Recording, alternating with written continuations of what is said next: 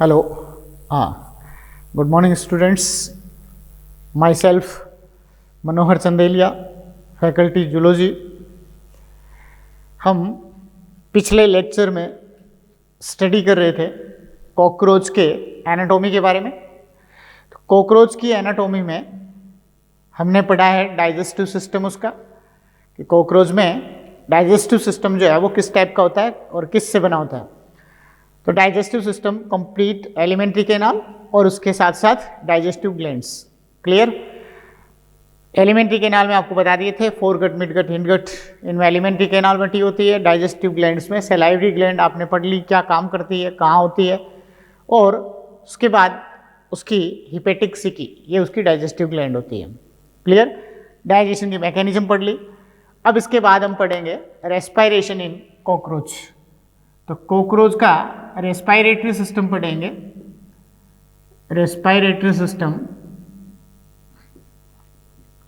तो कॉकरोच के respiratory system में देखिए, कॉकरोच का रेस्पायरेटरी सिस्टम जो है वो क्या होगा, किस तरीके से ये कॉकरोच जो है वो रेस्पायरेशन करते हैं।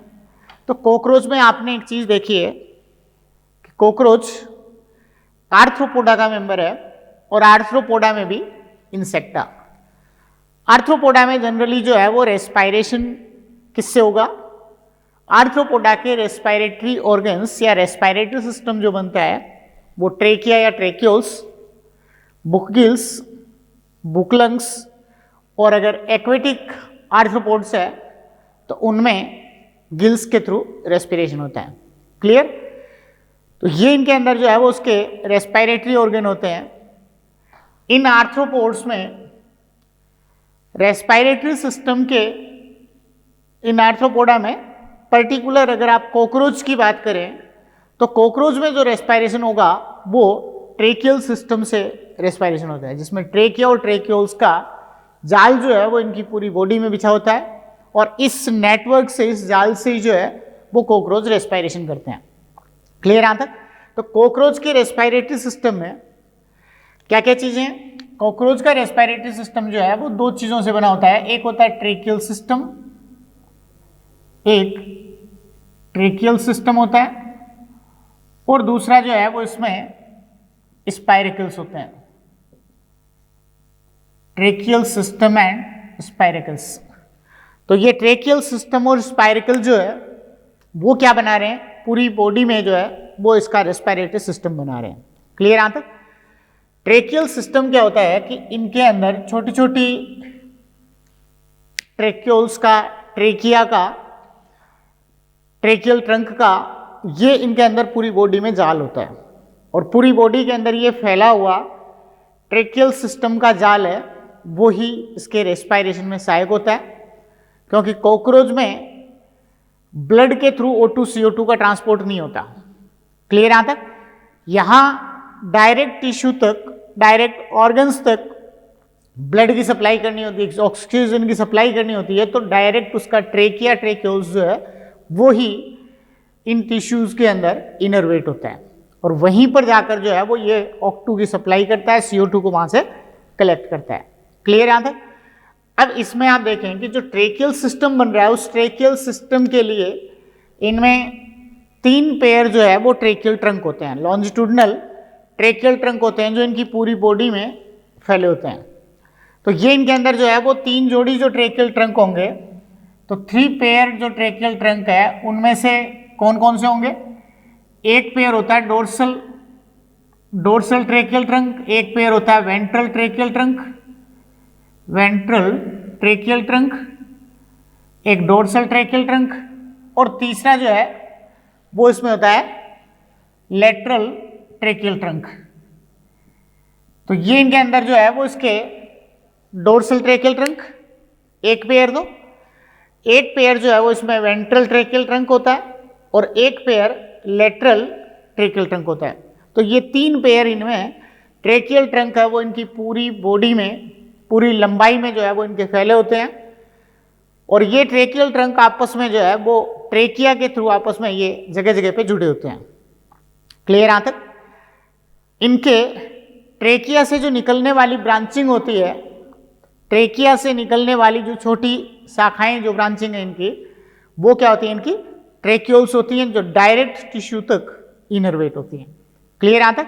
तो इस तरीके से इनके dorsal, ventral, lateral tracheal trunk, इनसे निकलने वाले ट्रेकिया, और ट्रेकिया की बाद में आगे माइन्यूट ब्रांचेज जो हैं वो पूरी बॉडी के अंदर एक नेटवर्क फॉर्म करती है। इसमें ये पूरी बॉडी में जो इनका नेटवर्क फॉर्म हो रहा है ट्रेकिया ट्रेक्यूल्स का, वो ही ट्रेकियल सिस्टम होता है, और इसी के थ्रू जो है वो डायरेक्ट ऑक्सीजन की सप्लाई टिश्यू तक होती है और वहां से CO2 कलेक्ट की जाती है।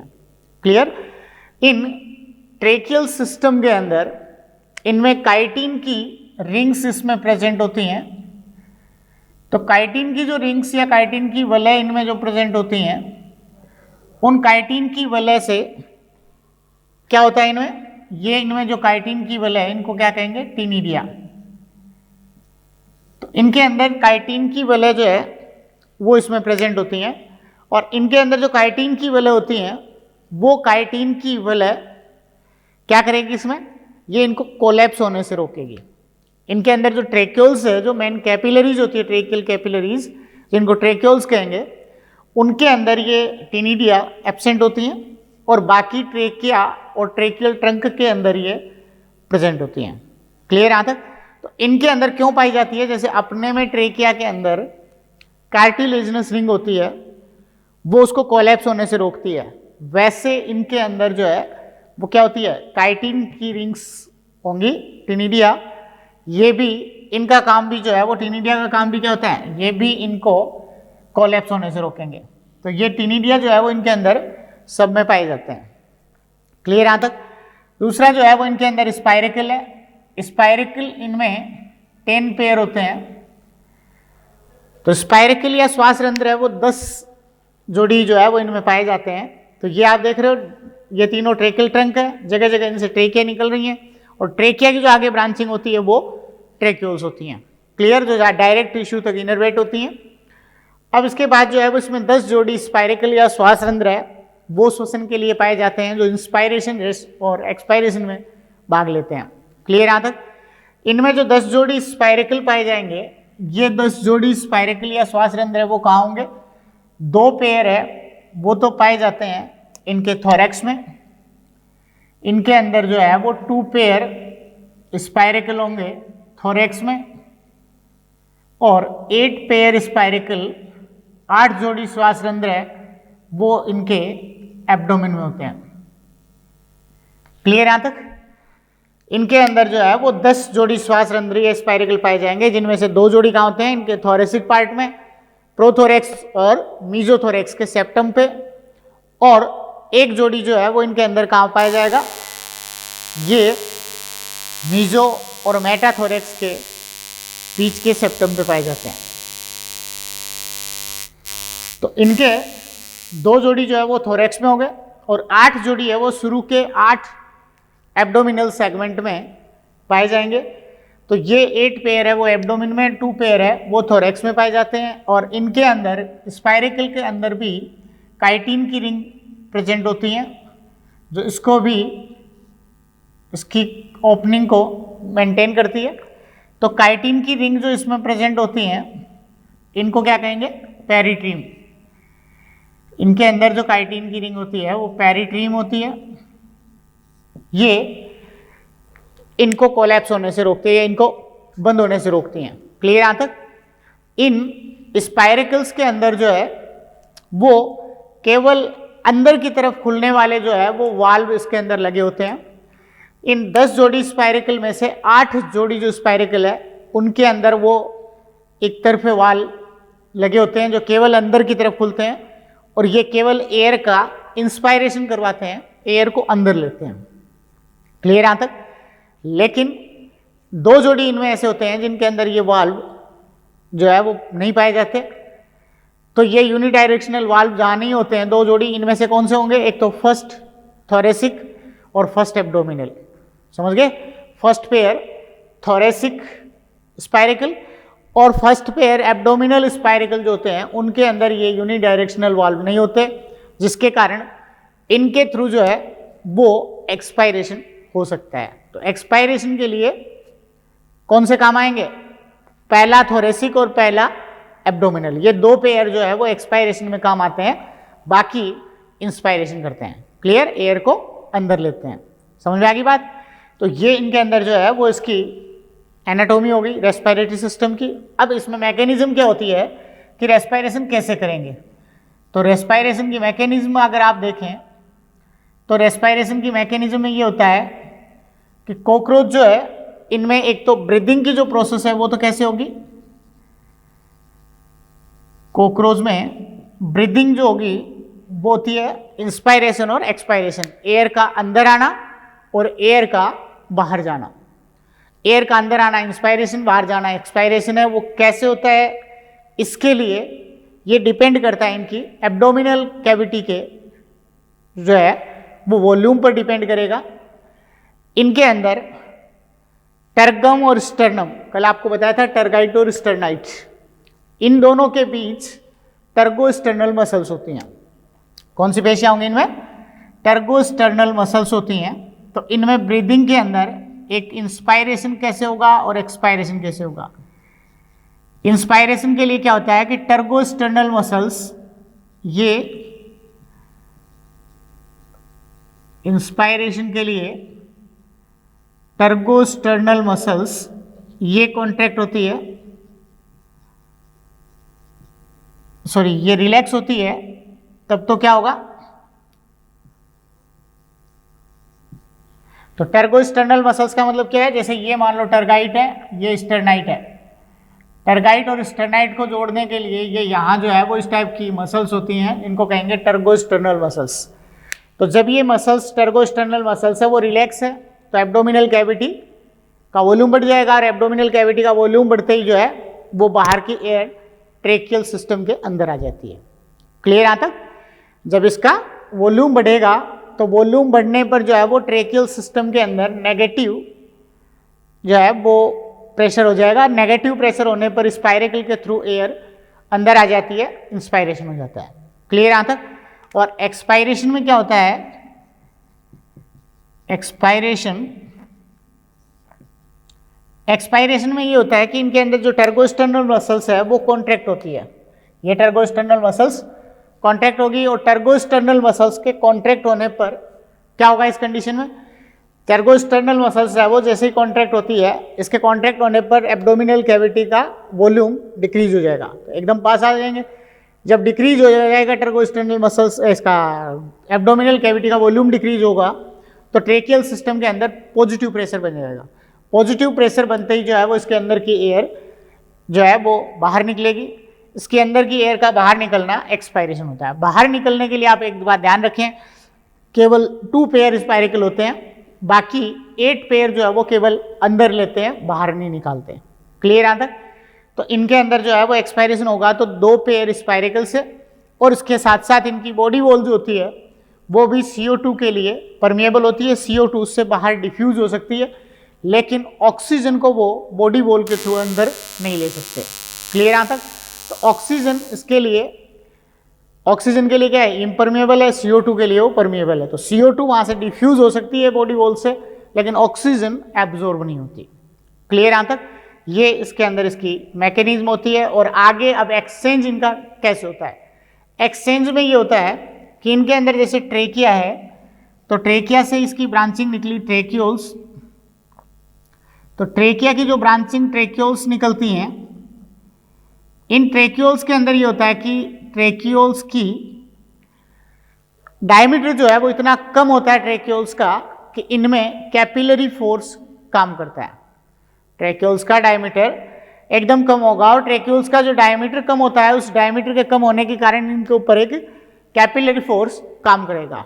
इस कैपिलरी फोर्स में ये होता है कि जैसे जब कॉकरोच रेस्टिंग फेज में होता है, जब कॉकरोच रेस्टिंग फेज में होता है, रेस्टिंग फेज में जनरली जो है वो कॉकरोच दिन के टाइम होता है, तो दिन के टाइम जब रेस्टिंग फेज में होता है उस टाइम जो टिश्यू फ्लूइड होता है उस टिश्यू फ्लूइड का ऑस्मोटिक प्रेशर कम हो जाता है। लो ऑस्मोटिक प्रेशर के कारण जो है वो टिश्यू फ्लूइड इसके अंदर एंटर कर जाएगा। ये आपको बताया कि ये टिश्यू फ्लूइड के टिश्यू के अंदर बीच बीच में जो है वो इनरवेट होती है, समझ में आ गई ना। तो इनके बीच बीच में क्या भरा रहेगा, टिश्यू फ्लूइड भरा रहेगा। तो इनकी सेल्स के बीच बीच में जो है वो टिश्यू फ्लूइड होता है, तो इनके बीच बीच में टिश्यू फ्लूइड जो है वो भरा रहेगा। ये क्या होता है कि यहाँ से जैसे ही इनके अंदर, या देख रहे हो इसमें यहाँ अंदर तक इनरवेट है, ऑस्मोटिक प्रेशर जब टिश्यू फ्लूइड का कम होता है, कब? जब कॉकरोच रेस्टिंग फेज में हो, तो ऑस्मोटिक प्रेशर कम होता है तो वो क्या करेगा, टिश्यू फ्लूइड जो है वो कैपिलरी फोर्स के कारण इन ट्रेक्यूल्स के अंदर आ जाता है। ट्रेक्यूल्स के अंदर बाहर से क्या आई हुई है, ऑक्सीजन आई हुई है, वो ऑक्सीजन उस टिश्यू फ्लूइड में डिसोल्व हो जाती है, ऑक्सीजन उस टिश्यू फ्लूइड के अंदर जो है वो डिसोल्व हो जाएगी, और डिसोल्व होने के बाद में जैसे ही वो एक्टिव फेज में आएगा, एक्टिव फेज में कब आएगा, रात के टाइम जब ये एक्टिव फेज में आता है उस टाइम इनके अंदर ऑस्मोटिक प्रेशर इसका बढ़ जाता है। तो टिश्यू फ्लूइड का जब ऑस्मोटिक प्रेशर बढ़ जाता है उस टाइम इसके अंदर जो घुसा हुआ था ट्रेक्यूल्स के अंदर वो वापस बाहर आ जाएगा, बाहर आ जाएगा तो उसमें क्या है, ऑक्सीजन को डिसोल्व किए हुए, तो ऑक्सीजन उसमें डिसोल्व है टिश्यू फ्लूइड में, टिश्यू फ्लूइड के अंदर जो ऑक्सीजन डिसोल्व है वो बाहर आ गई, टिश्यू सेल्स के बीच बीच में आ गई, तो वहां से वो ऑक्सीजन सेल्स में डिफ्यूज हो जाती है। क्लियर यहां तक? इस तरीके से वहां ऑक्सीजन की सप्लाई होती है और वहां से वो डिफ्यूज होती है, और CO2 जो है उसकी कंसंट्रेशन वहां ज्यादा होने से सेल में फिर वो बाहर आ जाती है टिश्यू फ्लूइड में। क्लियर यहां तक? इस तरीके से जो है वो ये इनमें मैकेनिज्म होगी रेस्पिरेशन की। क्लियर यहां तक? तो रेस्पिरेटरी सिस्टम की ये एनाटॉमी होगी कि ये ट्रेकियल ट्रंक होते हैं, बाहर की तरफ इसमें स्पाइरेकल के थ्रू ये ओपन हो रहे हैं, ट्रेकियल ट्रंक की ब्रांचिंग ट्रेकिया, फिर उनकी माइन्यूट ब्रांचिंग ट्रेक्यूल्स होती हैं। क्लियर? पूरी बॉडी में जाल बिछा होता है जो ट्रेकियल सिस्टम होता है। क्लियर? तो ये इसकी रेस्पिरेशन। रेस्पिरेशन के बाद जो है वो इसमें देखें एक्सक्रीशन। उसके बाद इसका कॉकरोच में एक्सक्रीशन कैसे होगा, तो कॉकरोच में एक्सक्रीशन के लिए कई एक्सक्रीटरी ऑर्गन जो है वो इसमें प्रेजेंट होते हैं। एक्सक्रीशन इन कॉकरोच, तो कॉकरोच में एक्सक्रीशन के लिए इसका एक्सक्रीटरी सिस्टम अगर आप देखें तो कई एक्सक्रीटरी ऑर्गन इसमें प्रेजेंट होते हैं। इन एक्सक्रीटरी ऑर्गन्स में कौन कौन से होंगे, एक मेल्पीजियन ट्यूब्यूल,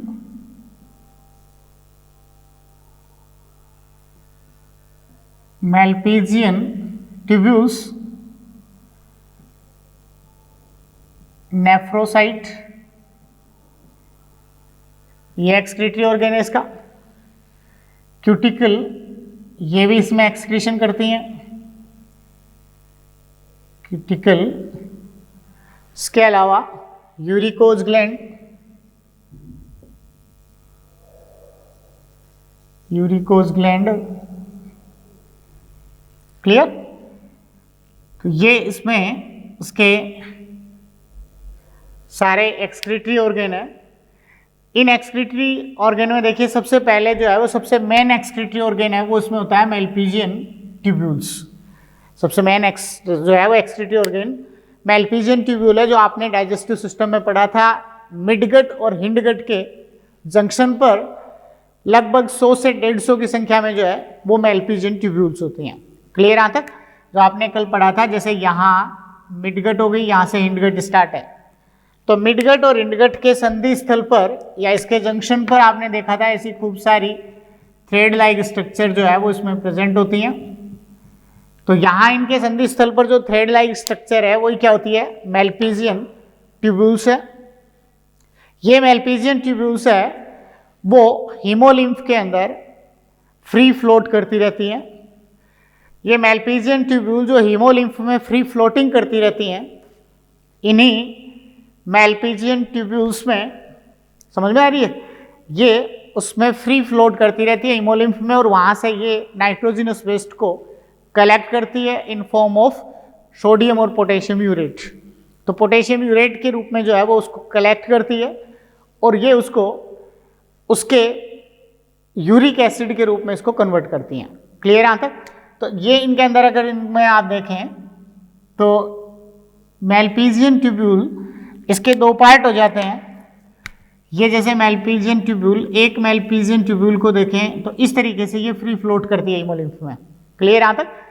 ये फ्री फ्लोट करती रहती है। इनके अंदर एक पार्ट जो है वो तो क्या हो जाएगा इसका, ये सिक्रीटरी पार्ट हो जाएगा इसका,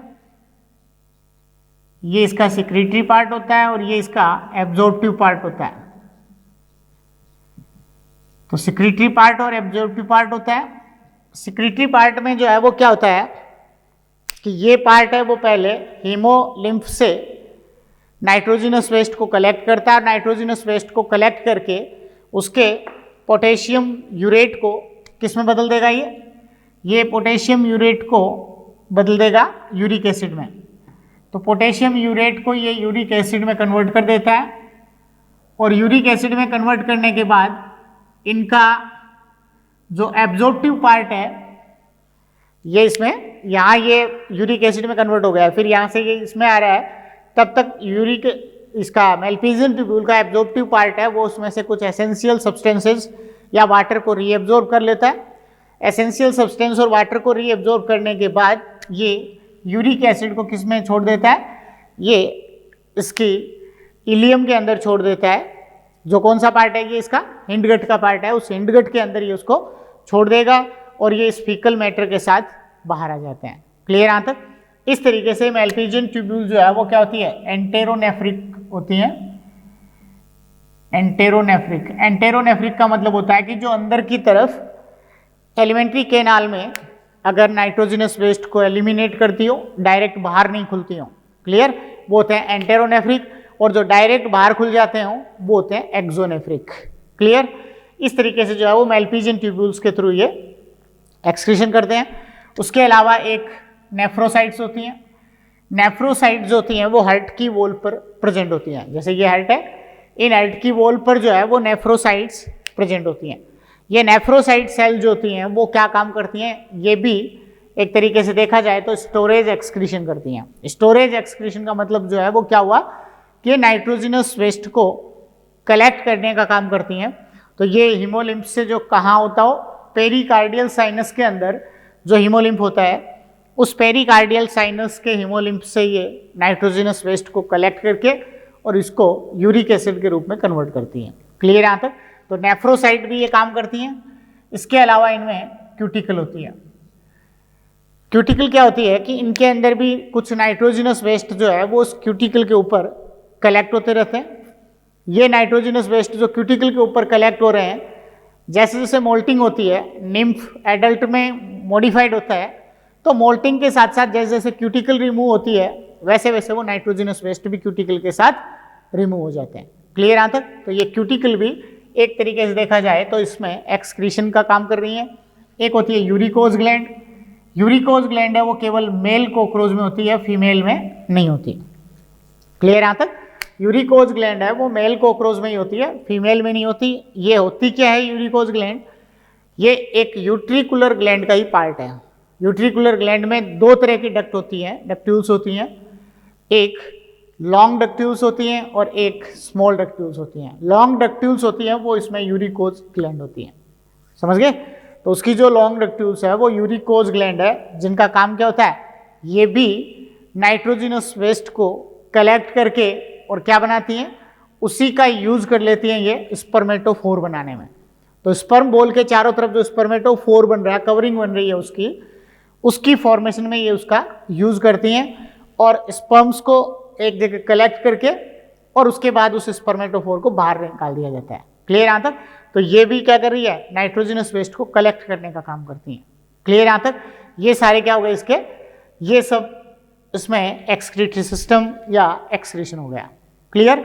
अब इसके बाद देखेंगे हम सर्कुलेशन। तो सर्कुलेशन के अंदर जो है वो क्या क्या बताओगे? नेक्स्ट जो है वो इसमें सर्कुलेशन। तो कॉकरोच में सर्कुलेशन किस तरीके से होगा?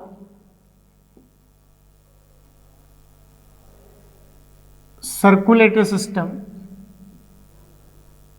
तो कॉकरोच में सर्कुलेटरी सिस्टम में किस टाइप का सर्कुलेटरी सिस्टम होता है?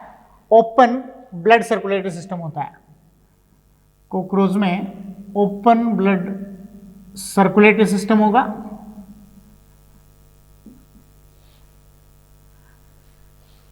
तो इसमें ओपन ब्लड सर्कुलेटरी सिस्टम होता है जिसमें ब्लड का फ्लो स्पेसिफिक ब्लड वेसल्स में नहीं होकर किस में होता है, ब्लड साइनसेस के अंदर जो है वो ब्लड फ्लो करता है। क्लियर यहाँ तक? ब्लड का फ्लो या ब्लड का सर्कुलेशन जो होता है वो कैसे होता है? ब्लड सर्कुलेशन जो है वो किस में होगा? ये ब्लड साइनसेस के अंदर जो है वो ब्लड का सर्कुलेशन होता है, स्पेसिफिक आर्टरी वेन्स कैपिलरीज जो है वो इनमें नहीं होती। क्लियर यहाँ तक? इसलिए किस टाइप का होगा? ओपन ब्लड सर्कुलेटरी सिस्टम होता है। क्लियर यहाँ तक? इस ओपन ब्लड सर्कुलेटरी सिस्टम में जो है वो क्या क्या चीज पढ़ेंगे? इसका एक तो ब्लड के बारे में पढ़ेंगे, ब्लड और हार्ट। कॉकरोच के अंदर जो ब्लड होता है उसमें कोई रेस्पिरेटरी पिगमेंट नहीं होता। कॉकरोच के ब्लड में कोई रेस्पिरेटरी पिगमेंट नहीं होता, इसीलिए इसका ब्लड रेस्पिरेशन में कोई रोल प्ले नहीं करता। समझ में आ गई? क्योंकि अगर इसमें हीमोग्लोबिन, एरिथ्रोक्रोनिन या हीमोसाइनिन कोई सा भी अगर पिगमेंट होता तो O2 CO2 का ट्रांसपोर्ट करने के लिए डायरेक्ट ट्रेक्यूल्स को अंदर तक नहीं जाना होता, वो केवल लाके ब्लड में छोड़ देती है और ब्लड जाने है उसका काम जाने है, आगे वो सप्लाई करता ऑक्सीजन की। समझ में आ गई? लेकिन इनके अंदर जो है वो ब्लड में कोई रेस्पिरेटरी पिगमेंट नहीं होता। आर्थ्रोपोडा में केवल आपने पढ़ा है कि आर्थ्रोपोडा में केवल एक ही क्लास है जिनके एनिमल्स में रेस्पिरेटरी पिगमेंट हीमोसाइनिन होता है। कौन से में? क्रस्टेशिया में। क्लियर? उनके अलावा कोई भी आर्थ्रोपोड्स में रेस्पिरेटरी पिगमेंट नहीं होता। क्लियर यहाँ तक? तो इनका ब्लड जो है वो कैसा होता है? लिम्फ टाइप का इनका ब्लड होता है, जिसको क्या कहेंगे? हीमोलिम्फ। रेस्पिरेटरी पिगमेंट नहीं होने के कारण जो है वो कैसा होता है? ये कलरलेस ब्लड होता है, और इसका जो कलरलेस ब्लड है, इस कलरलेस ब्लड को ही क्या कहेंगे? हीमोलिम्फ कहेंगे। समझ में आ रही बात? इनके अंदर जो है वो ब्लड कैसा होता है? कलरलेस ब्लड होता है, जिसमें कोई रेस्पिरेटरी पिगमेंट नहीं होता। तो इनके अंदर जो कलरलेस ब्लड है जिसमें रेस्पिरेटरी पिगमेंट नहीं है, तो क्या कहेंगे? इसको हीमोलिम्फ कहेंगे। लिम्फ लाइक ब्लड है जो हीमोलिम्फ होता है। और इस हीमोलिम्फ के अंदर दो चीजें हैं, एक होता है इनका प्लाज्मा। हीमोलिम्फ में जो है वो एक तो कलरलेस प्लाज्मा होता है, तो हीमोलिम्फ में एक तो कलरलेस प्लाज्मा होगा, और दूसरा जो है वो इसमें हीमेटोसाइट्स होती है। कलरलेस प्लाज्मा और दूसरा इसमें हीमेटोसाइट्स होती है। तो इनके अंदर जो कलरलेस प्लाज्मा और हीमेटोसाइट्स है, इनमें कलरलेस प्लाज्मा इसलिए क्योंकि इसके अंदर पिगमेंट नहीं है, और हीमेटोसाइट्स जो है वो इसकी सेल्स होती हैं। इनके अंदर ब्लड प्लाज्मा में या इसमें हीमोलिम्फ के अंदर प्रेजेंट हीमेटोसाइट्स है वो क्या क्या करती हैं? एक तो इसका काम होता है फैगोसाइटोसिस ऑफ बैक्टीरिया, ये बैक्टीरिया की फैगोसाइटोसिस करेगी। फैगोसाइटोसिस ऑफ बैक्टीरिया कि अगर कोई भी बाहर से बैक्टीरिया वगैरह आ गया हो तो हीमेटोसाइट्स है उसकी फैगोसाइटोसिस करके उसको खत्म कर देती है। और दूसरा जो है वो इसका काम होता है ब्लड क्लोटिंग का। तो ये एक तरीके से देखा जाए तो प्लेटलेट की तरह भी काम करती हैं, ब्लड क्लोटिंग में भी हेल्प करती है इनके, और इसके अलावा जो है वो बैक्टीरिया की फैगोसाइटोसिस भी करती हैं। क्लियर यहाँ तक? ये काम हो गया इसके हीमेटोसाइट्स का। और उसके बाद आप देखें इसमें हार्ट जो है वो कैसा होता है? 13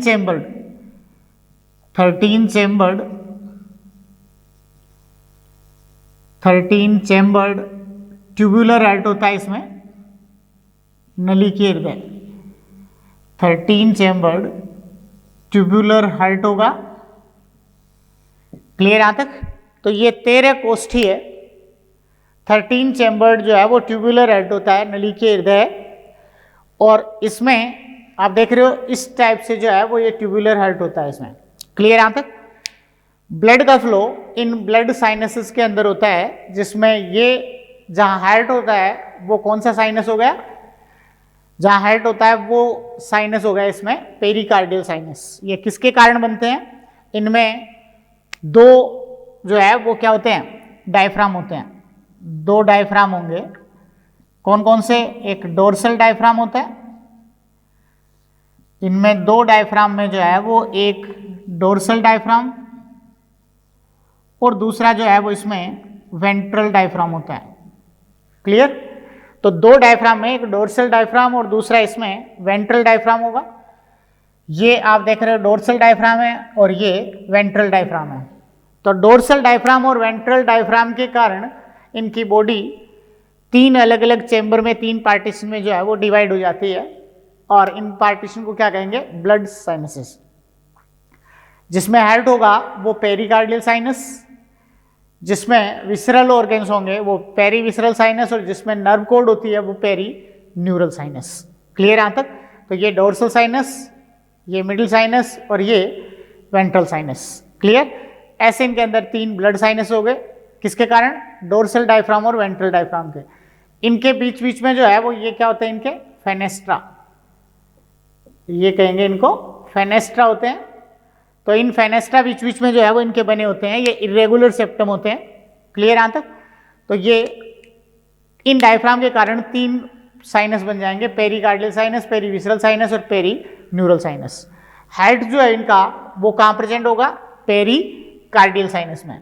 तो इनके अंदर जो है वो हार्ट इनका पेरिकार्डियल साइनस में प्रेजेंट होगा। पेरिकार्डियल साइनस में इनका हार्ट होगा। और कैसा होता है? तो लोकेशन तो आपने देख ली कि लोकेशन जो है वो इसकी कहाँ होती है? डोर्सल साइड में इसकी लोकेशन होती है। क्लियर यहाँ तक? तो बॉडी की डोर्सल साइड में इनकी लोकेशन है, तो ये बॉडी की डोर्सल सरफेस पर या डोर्सल साइड में प्रेजेंट होंगी। और कैसा हार्ट होगा इनका? 13 चेम्बर्ड ट्यूबुलर हार्ट होता है। तो ये 13 चेम्बर्ड ट्यूबुलर हार्ट है। हर चेम्बर जो है वो इसका कॉनिकल शेप में होता है, जो आगे से पॉइंटेड होता है और पीछे से वाइड होता है। क्लियर यहाँ तक? तो आगे से पॉइंटेड, पीछे से वाइड होगा। तो इनके अंदर हर चेम्बर का पोस्टीरियर पार्ट, पिछला पार्ट जो है वो उससे पीछे वाले के एंटीरियर पार्ट के साथ अटैच होता है। क्लियर यहाँ तक? तो इस तरीके से जो है वो एक दूसरे के साथ अटैच जो है वो 13 चेम्बर होंगे। समझ में आ गई? अब यहाँ काउंट करने मत लग जाना कि इसमें 13 हुए ही नहीं है, वो एक आपको आइडिया बताया इस डायग्राम में। क्लियर यहाँ तक? तो ये इनके अंदर जो है वो कैसे होंगे? 13 चेम्बर जो है वो इस तरीके से प्रेजेंट होंगे। हर चेम्बर जो होता है उसमें एक एक पेयर दोनों लेटरल साइड में इनके ओस्टिया होते हैं। इन ओस्टिया के अंदर भी यूनिडायरेक्शनल वाल्व प्रेजेंट होते हैं, जो क्या काम करेंगे? ये जो आप देख रहे हो ये ओस्टिया है। हर चेम्बर के अंदर ऐसे लेटरल साइड में ओस्टिया होंगे। इन ओस्टिया का काम है केवल बाहर से या पेरिकार्डियल साइनस से ब्लड को हार्ट के अंदर फिल करना होता है। कभी भी इन ओस्टिया से ब्लड वापस बाहर नहीं निकलेगा। क्लियर यहाँ तक? कि केवल अंदर लेने के लिए ओस्टिया से बाहर नहीं निकलेगा। क्लियर यहाँ तक? तो ये आप देख रहे हो ये क्या है? इनमें ओस्टिया है। इन ओस्टिया से पेरिकार्डियल साइनस का ब्लड जो है वो आके इसके अंदर बढ़ता रहेगा। क्लियर? ओस्टिया से पेरिकार्डियल साइनस का से ब्लड जो है वो आकर ओस्टिया के थ्रू जो है वो इसमें हार्ट में फिल होता रहेगा।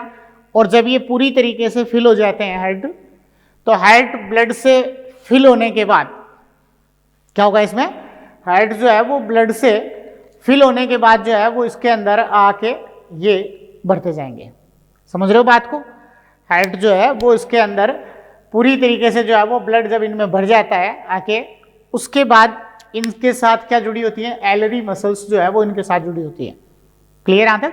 इनके साथ एलरी मसल्स जुड़ी होती हैं। जब एलरी मसल्स कॉन्ट्रैक्ट होती है तो एलरी मसल्स के कॉन्ट्रैक्शन से इनके अंदर भरे हुए ब्लड के ऊपर प्रेशर लगता है, और प्रेशर लगते ही जो है वो इसमें से ब्लड, हर चेम्बर का ब्लड आगे की तरफ पोस्टीरियर टू एंटीरियर डायरेक्शन में फ्लो करता है। क्योंकि इससे ओस्टिया से ब्लड इसके अंदर आके बढ़ तो गया, लेकिन अब इन ओस्टिया से ये बाहर नहीं निकल सकता। समझ में आ रही है बात? ओस्टिया से आकर ब्लड इनके अंदर भर गया, लेकिन ये अब इनसे बाहर नहीं निकल सकता। तो इसके लिए क्या होगा? बाहर नहीं निकल सकता, तो उस कंडीशन में क्या करेगा? ये यहाँ से इसके ऊपर जो प्रेशर लग रहा है, तो प्रेशर लगेगा तो ये ब्लड आगे ही आगे सप्लाई होता है। अब आगे सारे चेम्बर एक दूसरे के अंदर खुल रहे हैं, तो लास्ट में कौन सा खुला हुआ है?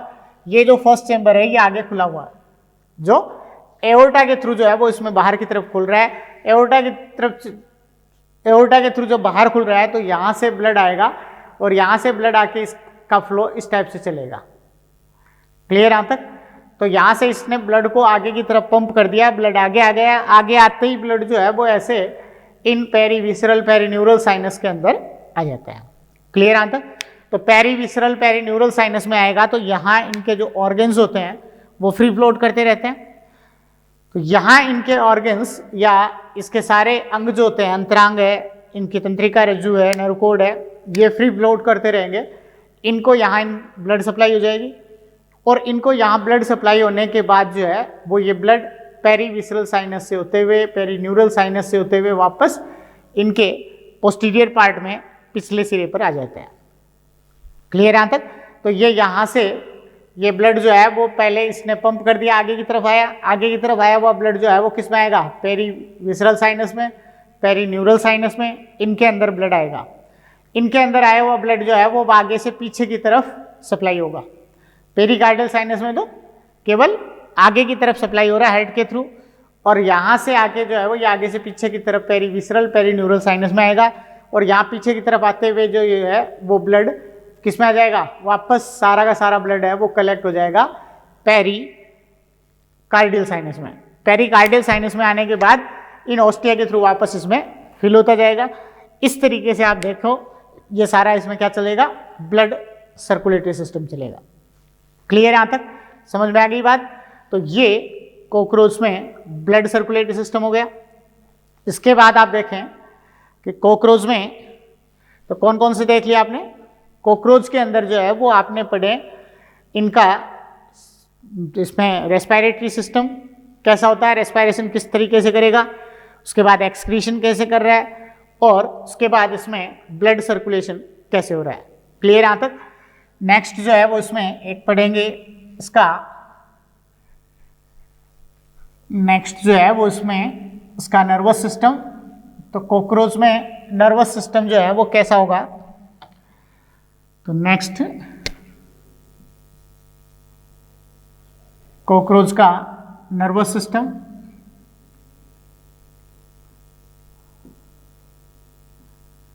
तो नेक्स्ट जो है वो कॉकरोच के नर्वस सिस्टम में आप देखें कि कॉकरोच का नर्वस सिस्टम किस टाइप का होगा। तो कॉकरोच के नर्वस सिस्टम में क्या क्या होंगे? एक तो इसका सेंट्रल नर्वस सिस्टम होता है, फिर पेरिफेरल नर्वस सिस्टम, और फिर ऑटोनोमिक नर्वस सिस्टम। क्लियर यहाँ तक? ये कौन कौन से नर्वस सिस्टम होंगे? एक तो सीएनएस सेंट्रल नर्वस सिस्टम होगा, दूसरा पेरिफेरल नर्वस सिस्टम, और तीसरा ऑटोनोमिक नर्वस सिस्टम। क्लियर यहाँ तक? तो central nervous system, peripheral nervous system, परिधीय तंत्रिका तंत्र और अनुकंपी तंत्रिका तंत्र, ऑटोनोमिक नर्वस सिस्टम। क्लियर यहाँ तक?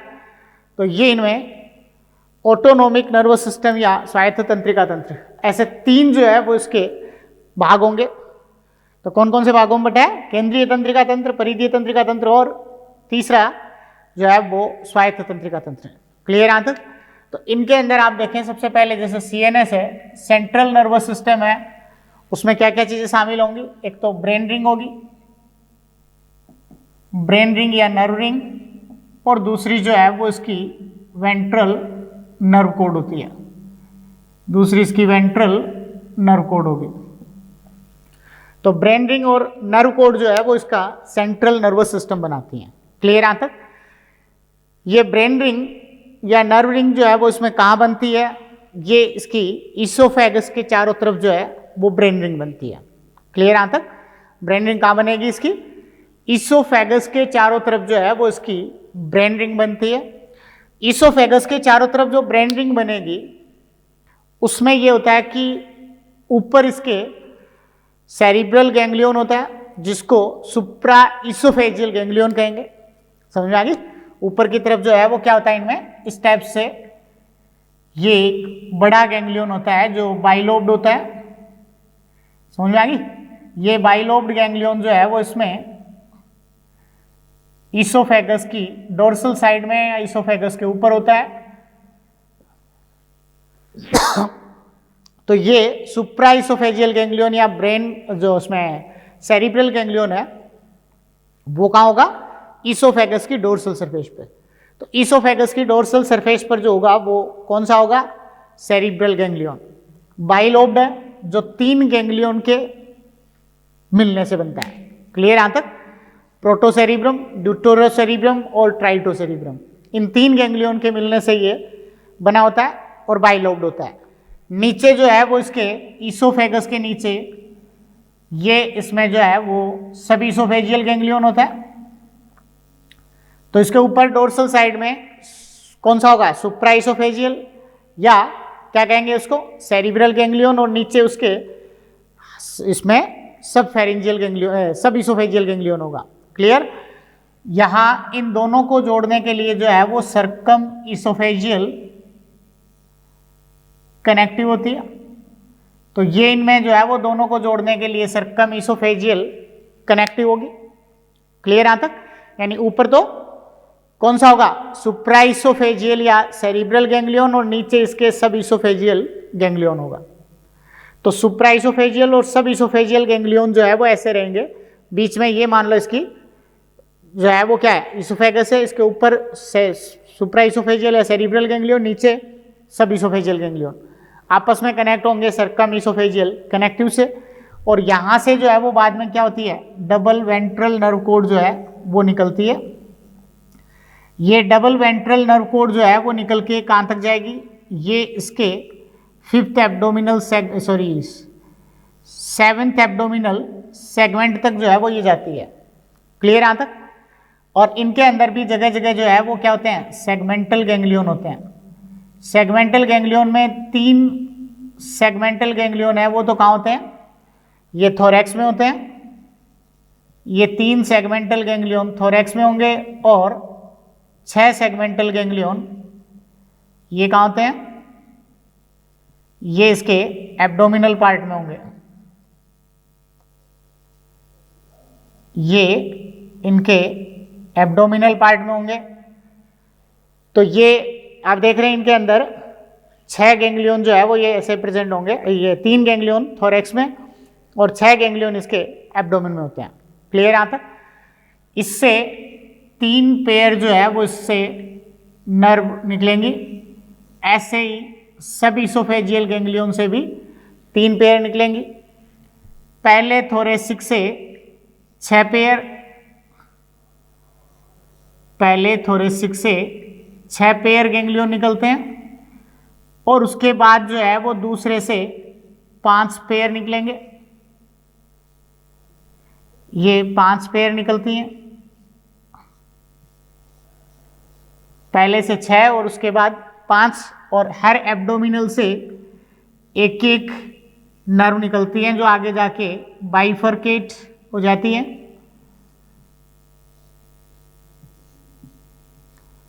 ये इसमें ऐसे बाइफरकेट हो जाएगी, और इससे लास्ट वाले से 3 पेयर निकल जाएंगे। क्लियर यहां तक? इस तरीके से जो है वो इनके अंदर ये इसका नर्वस सिस्टम होगा। तो आप देखें इसमें सीएनएस या सेंट्रल नर्वस सिस्टम है, एक तो ब्रेन रिंग होती है और दूसरा नर्व कोड होता है। ब्रेन रिंग कहाँ बन रही है, इसोफेगस के चारों तरफ जो है वो ब्रेन रिंग बन रही है, जिसमें 2 गैंग्लियन जो है वो तो इसमें एक गैंग्लियन तो कहाँ होता है, सेरिब्रल गैंग्लियन है, वो इसोफेगस के ऊपर होता है।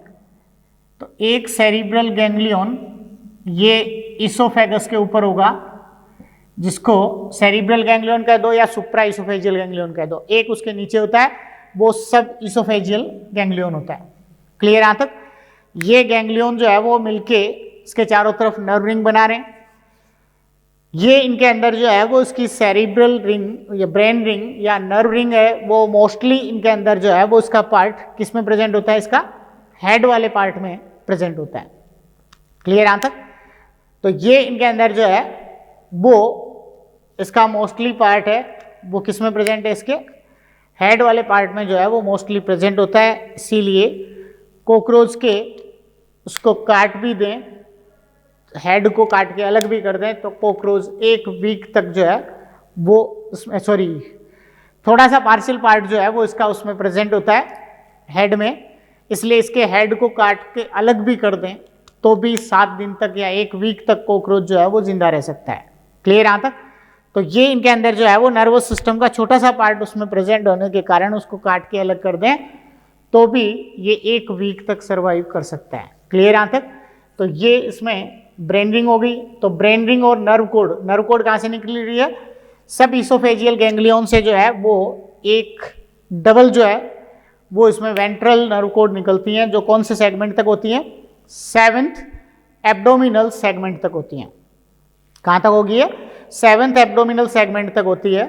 और इसमें पूरी नर्व कोड के ऊपर जो है वो 9 गैंग्लियन जो है वो पूरी नर्व कोड पे प्रेजेंट होंगे। 3 गैंग्लियन है, वो तो कहाँ होते हैं, ये सेगमेंटल गैंग्लियन है वो भी जोड़ी में होते हैं, डबल डबल होते हैं, तो 9 पेयर होंगे। तो इनमें से 3 पेयर है गैंग्लियन के, वो तो कहाँ होते हैं इसके थोरैक्स में, एक पेयर प्रोथोरैक्स में, दूसरा मीजो में, तीसरा मेटाथोरैक्स में, और उसके बाद जो है वो 6 पेयर होते हैं एब्डोमेन में। 6 पेयर में से शुरू के 5 पेयर जो है वो गैंग्लियन के, वो तो 5 शुरू के एब्डोमिनल सेगमेंट में होंगे, और छठा जो होता है वो 7वें एब्डोमिनल सेगमेंट में होता है। क्लियर यहाँ तक? तो इस तरीके से जो है वो ये इसकी नर्व कोड होती है। क्लियर यहाँ तक? उसके बाद बताएंगे, तो ये तो सेंट्रल नर्वस सिस्टम हो गया। उसके बाद peripheral nervous system. Peripheral nervous system में ये होता है कि पेरिफेरल नर्वस सिस्टम कहाँ प्रेजेंट होता है? पेरिफेरल नर्वस सिस्टम है वो इनसे ब्रेन रिंग से और नर्व कोड से निकलने वाली जो नर्व है, इनसे निकलने वाली नर्व है वो क्या बनाएगी? पेरिफेरल नर्वस सिस्टम या परिधीय तंत्रिका तंत्र बनाएगी। समझ में आ गई? इनसे निकलने वाली तंत्रिकाएं जो है वो क्या बनाएगी? परिधीय तंत्रिका तंत्र या पेरिफेरल नर्वस सिस्टम बनाएंगे। इस परिधीय तंत्रिका तंत्र में या पेरिफेरल नर्वस सिस्टम में आप देखें क्या होगा, किस तरीके से करती हैं ये। पेरिफेरल नर्वस सिस्टम में ये होता है कि जैसे ब्रेन रिंग से कितनी तंत्रिकाएं निकल रही हैं? 3 जोड़ी तंत्रिकाएं तो इससे निकलती हैं, सेरिब्रल गैंग्लियन से, और 3 जोड़ी तंत्रिकाएं सब इसोफेजियल गैंग्लियन से निकलेंगी। क्लियर यहाँ तक? इनसे जो 3 जोड़ी तंत्रिकाएं निकलती हैं, 3 पेयर नर्व निकल रही हैं, वो कहाँ कहाँ जाएंगी? इसकी एक जोड़ी कंपाउंड आइज में जाएगी, एक जोड़ी एंटीना में जाएगी, और एक जोड़ी लेब्रम में जाएगी। क्लियर यहाँ तक? इससे निकलने वाली 3 जोड़ी तंत्रिकाएं हैं, उनमें से कहाँ कहाँ जाएंगी? एक जोड़ी कंपाउंड आई में, एक पेयर जो है वो कंपाउंड आई में संयुक्त नेत्र में, एक जोड़ी कंपाउंड आई में, एक जोड़ी एंटीना में, और एक जोड़ी जो है वो इनके अंदर कहाँ जाएगी? एक जोड़ी लेब्रम में जाएगी। क्लियर यहाँ तक? तो उनके कार्यों का जो है वो रेगुलेशन करती है। और जो नर्व रिंग की दूसरी सब इसोफेजियल गैंग्लियन है, इस सब इसोफेजियल गैंग्लियन से भी कितनी निकल रही है? 3 जोड़ी जो है वो नर्व निकल रही है। इनसे निकलने वाली जो 3 जोड़ी नर्व है वो कहाँ कहाँ जाएंगी? एक लेब्रम में, एक लेबियम में, एक मैक्सिली में, और एक मैंडिबल में, जो क्या है इसके माउथ पार्ट्स होते हैं। इनकी एक जोड़ी जो है इनमें एक जाएगी मैंडिबल में, एक जोड़ी मैक्सिली में, और एक जोड़ी लेबियम में। क्लियर यहाँ तक? ये इनके अंदर जो है वो 3 जोड़ी तंत्रिकाएं होती हैं, जिनमें से एक जोड़ी मैंडिबल में जाएगी, एक जोड़ी मैक्सिली में, और एक जोड़ी लेबियम में जाती है। क्लियर यहाँ तक? तो ये आप देख रहे हैं पेरिफेरल नर्वस सिस्टम या परिधीय तंत्रिका तंत्र है। क्लियर? अब इसमें आप देखें परिधीय तंत्रिका तंत्र में, तो आप देख रहे हो ब्रेन रिंग से 6 जोड़ी तंत्रिकाएं निकल रही हैं, 3 जोड़ी इससे, 3 जोड़ी इससे निकल रही हैं। उसके बाद नर्व कोड से कितनी निकल रही हैं? नर्व कोड में आप देख रहे हो फर्स्ट जो थोरेसिक सेगमेंट है, थोरेसिक सेगमेंटल गैंग्लियन है, उससे तो निकल रही है 6 जोड़ी, इससे 6 जोड़ी तंत्रिकाएं निकल रही हैं, और इन दोनों से 5 जोड़ी तंत्रिकाएं निकलती हैं, 5 पेयर निकल रही हैं, और इनसे जो है वो 1 पेयर, और लास्ट वाली से 3 पेयर निकल रही हैं। तो इस तरीके से जो है वो इनके अंदर ये तंत्रिकाएं निकल रही हैं, जो क्या बना रही हैं? पेरिफेरल नर्वस सिस्टम बना रही हैं। इसके बाद देखें एक ऑटोनोमिक नर्वस सिस्टम, या क्या कहेंगे इसको? स्वायत्त तंत्रिका तंत्र। तो ऑटोनोमिक नर्वस सिस्टम या स्वायत्त तंत्रिका तंत्र में क्या बताएंगे इसका? ऑटोनोमिक नर्वस सिस्टम या स्वायत्त तंत्रिका तंत्र होता है जो इसके किसको रेगुलेट कर रहा हो? स्वायत्त तंत्रिका तंत्र या ऑटोनोमिक नर्वस सिस्टम है वो किसको रेगुलेट करेगा? ये इनके विसरल अंगों के कार्यों का या अंतरांगों की क्रियाओं का नियमन करता है। क्लियर यहाँ तक? इसके अंदर अलग अलग जो है वो सिस्टम बनते हैं। इनके अंदर एक होता है स्टोमोगैस्ट्रिक नर्वस सिस्टम, इसको 3 भागों में विभाजित करेंगे। एक स्टोमोगैस्ट्रिक नर्वस सिस्टम, तो इसका एक स्टोमोगैस्ट्रिक नर्वस सिस्टम हो गया। दूसरा इसमें कौन सा हो जाएगा? एक स्पाइरेकुलर नर्वस सिस्टम, एक स्पाइरेकुलर नर्वस सिस्टम, और तीसरा जो है वो इसमें होता है कोडल नर्वस सिस्टम। तीसरा कोडल नर्वस सिस्टम। सबसे पहले अगर आप देखें स्टोमोगैस्ट्रिक नर्वस सिस्टम, तो स्टोमोगैस्ट्रिक नर्वस सिस्टम में कई जो है वो गैंग्लियन होते हैं। क्लियर यहाँ तक?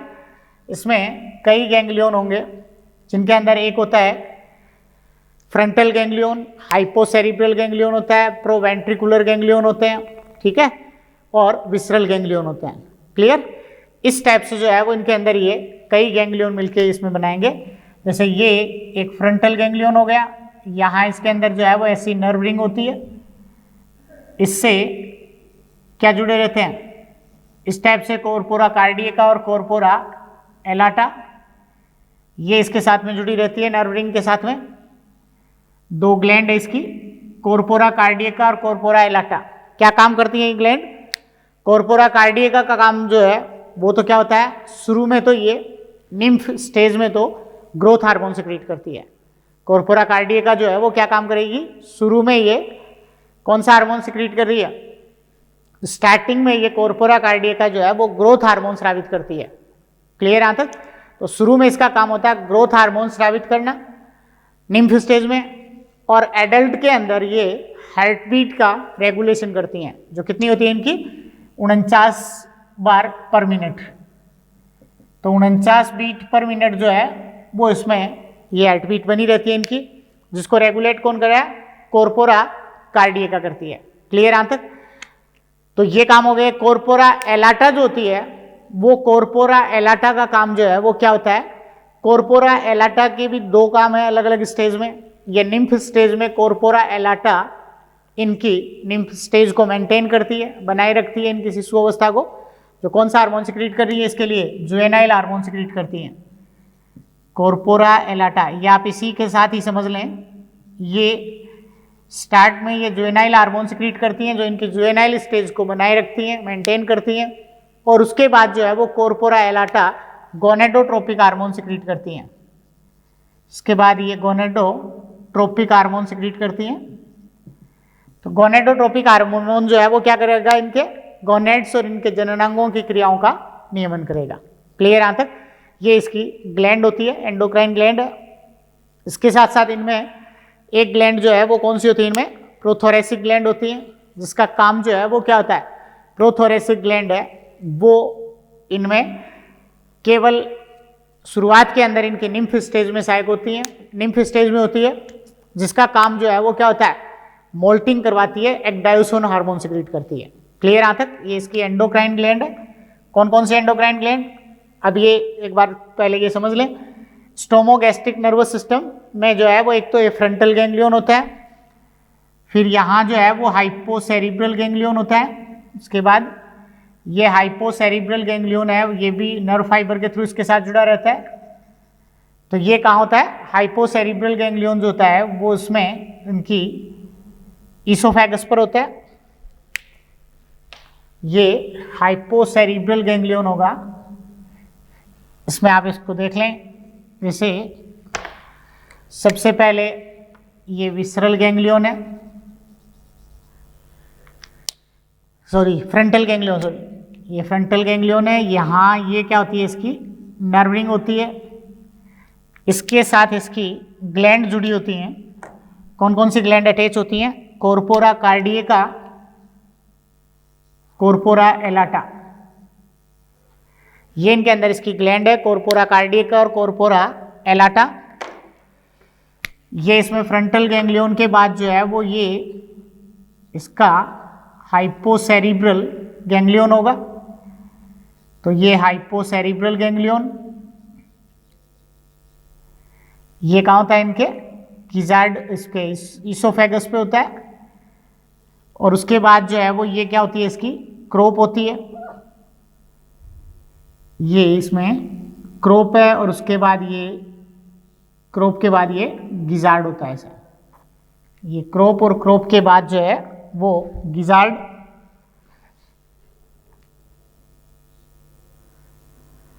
तो इनमें एक यहाँ होती है,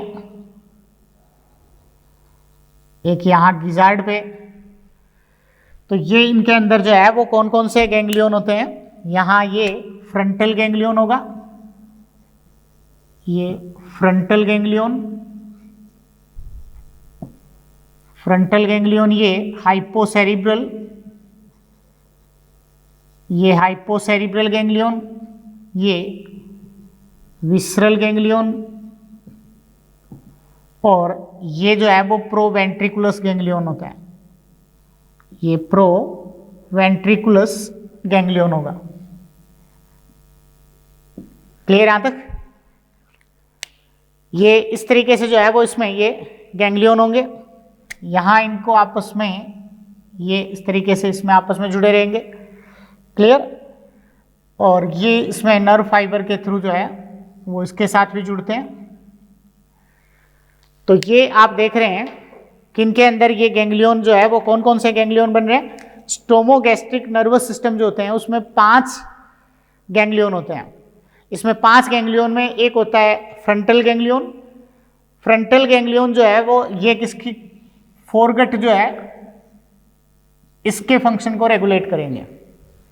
स्टोमोगैस्ट्रिक नर्वस सिस्टम जो है इसका क्या काम है? स्टोमोगैस्ट्रिक नर्वस सिस्टम जो है वो फोरगट या अग्रांत्र की क्रियाओं का, इसकी होने वाली पेरिस्टैल्टिक मूवमेंट का, इनका रेगुलेशन करता है। क्लियर यहां तक? तो ये इनका रेगुलेशन करेगा, जिसके लिए इसमें 5 गैंग्लियन होते हैं। एक फ्रंटल गैंग्लियन होता है, दूसरा ये इनके अंदर हाइपोसेरिब्रल गैंग्लियन होता है। फ्रंटल गैंग्लियन है वो फेरिंक्स की डोर्सल सरफेस पर होता है। हाइपोसेरिब्रल गैंग्लियन है वो इसमें ईसोफेगस की डोर्सल सरफेस पर होता है। विसरल गैंग्लियन है वो इसमें क्रोप की डोर्सल सरफेस पर होता है। और प्रोवेंट्रिकुलर गैंग्लियन है वो 2 गैंग्लियन होते हैं, जिनमें से एक गिजार्ड की डोर्सल सरफेस पर और एक गिजार्ड की वेंट्रल सरफेस पर होता है। क्लियर यहां तक? इन गैंग्लियन से निकलने वाली जो नर्व है वो नर्व इनके चारों तरफ जो है वो क्या करती हैं, ये नर्व प्लेक्सस बनाती हैं। इनसे निकलने वाली नर्व के नर्व फाइबर है वो क्या करेंगे, इनके चारों तरफ जो है वो नर्व प्लेक्सस बनाएंगे, और इनसे बनने वाले जो नर्व प्लेक्सस है वो इनकी फंक्शंस का, इनकी क्रियाओं का नियमन, उनका रेगुलेशन कर रहे हैं। क्लियर यहां तक? इस तरीके से ये जो है वो फोरगट की क्रियाओं का नियमन करते हैं। दूसरा जो है वो स्पाइरेकुलर नर्वस सिस्टम है। स्पाइरेकुलर नर्वस सिस्टम जो है वो स्पाइरेकल की क्लोजिंग ओपनिंग का रेगुलेशन करता है। क्लियर यहां तक? तो स्पाइरेकल्स के अंदर भी आपको बताया एक तो पेरिट्रीम होती है और उसके साथ साथ इनके अंदर जो है वो नर्व प्लेक्सस होती हैं। वो स्पाइरेकल की गति का, स्पाइरेकल के खुलने बंद होने का नियमन या उसका रेगुलेशन करता है। क्लियर यहां तक? एक होता है कोडल नर्वस सिस्टम। कोडल नर्वस सिस्टम जो है वो भी ऑटोनोमिक नर्वस सिस्टम होता है, जिसका काम क्या है, इसका काम होता है एब्डोमिनल अपेंडेजेस, उदर भाग के उपांगों की, जननांगों की, इनकी क्रियाओं का ये नियमन करता है। किस किस का? उदरीय भाग के उपांग, एब्डोमिनल अपेंडेजेस, और इसके साथ साथ जिनाइटल ऑर्गन्स जो होते हैं उनकी क्रियाओं का नियमन कोडल नर्वस सिस्टम करता है। क्लियर यहां तक? ये इसमें इसका नर्वस सिस्टम हो गया। ग्लैंड आपको मैंने बताई दी, एंडोक्राइन ग्लैंड जो है वो इसमें कौन कौन सी होती है, नेक्स्ट जो है वो इसमें बताएंगे एंडोक्राइन ग्लैंड। एंडोक्राइन ग्लैंड्स में जो है वो आपको बताया एक कॉर्पोरा कार्डियका है, corpora cardiaca, corpora allata, corpora cardiaca, corpora allata and prothoracic gland, prothoracic gland. Clear यहां तक? ये इसमें 3 तरह की ग्लैंड जो है वो इसमें प्रेजेंट होती हैं। कॉर्पोरा कार्डियका जो ग्रंथि है वो आप देख रहे हो किससे जुड़ी होती है, इनकी ब्रेन रिंग के साथ अटैच होती हैं, और ब्रेन रिंग के साथ अटैच जो कॉर्पोरा कार्डियका है उसमें ये अलग अलग अवस्थाओं में अलग अलग काम करती हैं। कॉर्पोरा कार्डियका का शुरू में काम क्या होता है, ये कॉर्पोरा कार्डियका जो है वो स्टार्टिंग में ग्रोथ हार्मोन सिक्रीट करती है। जब इनकी निम्फ अवस्था होती है, उस निम्फ अवस्था में या निम्फ स्टेज में कॉर्पोरा कार्डियका जो है वो क्या काम करेगी, ग्रोथ हार्मोन सिक्रीट करती है। क्लियर यहां तक? तो उस कंडीशन में ये ग्रोथ हार्मोन सिक्रीट करती है, और उस ग्रोथ हार्मोन का क्या रोल होता है, वो ग्रोथ हार्मोन इनकी निम्फ की ग्रो करवाता है। क्लियर यहां तक? तेजी से वृद्धि करवाता है। और उसके बाद जो है वो निम्फ स्टेज जब खत्म हो जाती है, एडल्ट हो जाते हैं, एडल्ट में इसका काम होता है हार्ट बीट को रेगुलेट करना। क्लियर यहां तक? तो 49 हार्ट बीट पर मिनट जो है उसको मेंटेन करने का काम जो है वो कॉर्पोरा कार्डिया करेगी। क्लियर यहाँ तक।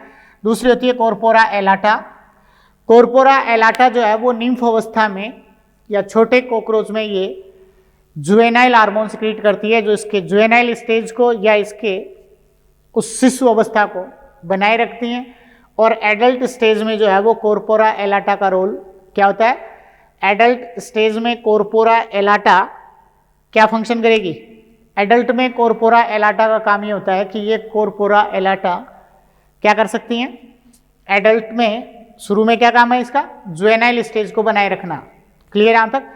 और एडल्ट के अंदर ये गोनेडोट्रोपिक हार्मोन सिक्रीट करती है, जो क्या करता है, गोनेड्स और जननांगों की क्रियाओं का नियमन करता है। क्लियर यहाँ तक। उसके बाद प्रोथोरेसिक ग्लैंड है। प्रोथोरेसिक ग्लैंड है वो केवल निम्फ स्टेज में ही होती है, एडल्ट में होती नहीं है। क्लियर यहाँ तक। प्रोथोरेसिक ग्लैंड केवल निम्फ स्टेज में होती है, एडल्ट में ये ग्लैंड नहीं पाई जाती। और इसका रोल क्या है, काम क्या करेगी, प्रोथोरेसिक ग्लैंड है उसका काम होता है कि ये ग्लैंड मोल्टिंग के लिए कौन सा हार्मोन, एक डायसोन हार्मोन सिक्रीट करती है। तो ये इनके अंदर जो है वो मोल्टिंग के लिए एक डायसोन हार्मोन सिक्रीट करती है, और ये एक डायसोन हार्मोन एक्डाइसिस या मोल्टिंग करवाती है। क्लियर यहाँ तक। तो ये निर्मोचन में या उनकी एक्डाइसिस में सहायक होते हैं। क्लियर यहाँ तक, समझ में आ गया बेटा। तो ये इनके अंदर जो है वो इसकी एंडोक्राइन ग्लैंड हो गई, इसका नर्वस सिस्टम हो गया। ठीक है, तो ये एंडोक्राइन एंड नर्वस सिस्टम। ठीक है, हेलो, हाँ बेटा। अब इसमें आप देखें सारे एनाटॉमी के अंदर जो है वो आपने नर्वस सिस्टम तक पढ़ा है, इसके बाद नर्वस सिस्टम एंडोक्राइन सिस्टम पढ़ लिया। इसके बाद इनके अंदर सेंस ऑर्गन्स के फॉर्म में जो है वो इनके अंदर एक तो एंटीना होते हैं जो टच वाइब्रेशन इनके स्टिमुलस को रिसीव करते हैं। इसके अलावा इसमें सेंस ऑर्गन्स में या रिसेप्टर में जो है वो एक आपने पढ़े हैं anal cerci. These are anal cerci are sound receptor. Clear, तो वो साउंड रिसेप्टर होते हैं। टेस्ट रिसेप्टर इनके मैग्जिली में प्रेजेंट होते हैं। तो ये इनके सेंस ऑर्गन्स या रिसेप्टर है। क्लियर यहाँ तक। तो सेंस ऑर्गन या रिसेप्टर में जो है वो टच रिसेप्टर है, और टच रिसेप्टर और वाइब्रेशन के लिए रिसेप्टर जो है वो एंटीना, और साउंड रिसेप्टर एनल सरसाई, और टेस्ट रिसेप्टर मैग्जिली में होते हैं, और एक फोटो रिसेप्टर जो है वो इनमें कंपाउंड आइज होती हैं। क्लियर यहाँ तक। Compound eyes are located in the lateral side of head sinus. Head sinus की लेटरल साइड में जो कंपाउंड आइज है, इनको कंपाउंड आइज क्यों कहेंगे, because these are formed by the large number of facets. Clear, one compound eye made up of 2000 small facets. These small facets are known as ommatidium. Clear? Each compound eye made up of 2000 small facets. 2000 small facets. These small facets are known as ommatidium. These are ommatidium. Clear यहाँ तक। तो compound आई जिसको इसीलिए कह रहे हैं कि ये खूब सारे ओमेटिडियम से मिलकर बनी होती हैं। क्लियर। एक ओमेटिडियम की स्ट्रक्चर अगर आप देखें तो एक ओमेटिडियम की स्ट्रक्चर में क्या होता है, सबसे बाहर लेंस या कॉर्निया होगा। तो ये बाइकॉन्वेक्स लेंस और कॉर्निया जो है वो इसमें कंपाउंड आइज के या हर ओमेटिडियम के आउटर साइड में प्रेजेंट होगा, और इस लेंस के ठीक नीचे कॉर्निएजन सेल्स प्रेजेंट होती हैं। हर लेंस के नीचे या कॉर्निया के नीचे 2 कॉर्निएजन सेल्स प्रेजेंट होंगी जो कॉर्निया की या लेंस की फॉर्मेशन करती हैं। Clear. At the time of moulting cornea also replace with cuticle, then cockroach become blind for some time. Clear. ऐसी कंडीशन में जो है वो कॉकरोच कुछ देर के लिए ब्लाइंड होता है जब तक कि नई कॉर्निया की फॉर्मेशन नहीं हो जाती। और नए कॉर्निया की फॉर्मेशन कौन करती है, कॉर्निएजन सेल जो है वो कंटिन्यू न्यू कॉर्निया फॉर्म करती रहेगी। क्लियर यहाँ तक। न्यू कॉर्निया फॉर्म होते ही वापस जो है वो कॉकरोच को दिखना शुरू हो जाता है। क्लियर यहाँ तक। तो ये इनमें कॉर्निजन सेल्स, और कॉर्निजन सेल्स के नीचे जो है वो एक क्रिस्टलाइन कोन होता है जिसका सिक्रीशन कौन कर रहा है, कोन सेल जो है वो इसका सिक्रीशन करती हैं। क्लियर यहां तक? तो इसके नीचे कॉर्निजन सेल के नीचे 4 कोन सेल जो है वो इस पे प्रेजेंट होती हैं। कॉर्निजन सेल के नीचे 4 कोन सेल जो है वो प्रेजेंट होती है जो क्रिस्टलाइन कोन का सिक्रीशन करती हैं। Crystalline cone is act as a accessory lens, तो ये एक एक्सेसरी लेंस की तरह, और उसके नीचे जो है वो कोन सेल के नीचे होता है रेब्डोम। रेब्डोम it act as just like retina. The image form onto the rhabdom and its inner surface is lined through microvilli. Inner surface पे क्या होता है इनमें, माइक्रोविलाई जो है वो रेब्डोम की इनर सरफेस पे प्रेजेंट होती हैं जो लाइट रेज को एब्जॉर्ब कर लेती हैं, और इसके साथ साथ यहाँ इमेज फॉर्मेशन होती हैं। Clear? Each rhabdom surrounded by 7 retinular cells. Rhabdom surrounded by 7 retinular cells. यहाँ ये जैसे रेब्डोम है तो रेब्डोम के चारों तरफ जो रेटिन्यूलर सेल्स जो होती हैं वो कितनी होती हैं, 7 रेटिन्यूलर सेल्स जो है वो उसके चारों तरफ प्रेजेंट होती हैं। इस टाइप से ये 7 रेटिन्यूलर सेल्स होगी। तो 7 रेटिन्यूलर सेल्स जो है वो उसके चारों तरफ, रेब्डोम के चारों तरफ फॉर्म होंगी, और एक क्रिस्टलाइन कोन के चारों तरफ जो है वो 4 कोन सेल होती हैं। तो क्रिस्टलाइन कोन के चारों तरफ 4 कोन सेल होगी और इसके चारों तरफ 7 रेटिन्यूलर सेल्स होती हैं। रेब्डोम से एक नर्व फाइबर जो है वो हर रेब्डोम से अराइज होता है। इसका मतलब 2000 रेब्डोम होंगे तो 2000 रेब्डोम से 2000 नर्व फाइबर अराइज होंगे। सारे नर्व फाइबर आपस में सारे मिलके जो है वो क्या बनाएंगे, ऑप्टिक नर्व फॉर्म करते हैं। ये ऑप्टिक नर्व जो है वो किस में जाएंगी, ये कंपाउंड आइज की ऑप्टिक नर्व जो है वो कहाँ जाएगी, ये सेरिब्रल गैंग्लियन में जाती है, और सेरिब्रल गैंग्लियन जो है वो इसमें बनने वाली इमेज की क्या करेगा, एनालिसिस। क्लियर यहाँ तक? अब इसमें आप देखें कि कॉकरोच के अंदर जो विजन होता है वो 2 टाइप की विजन जो है वो कॉकरोच में प्रेजेंट होती हैं। एक एपोजिशन विजन होती है और दूसरी सुपर पोजिशन विजन होती है।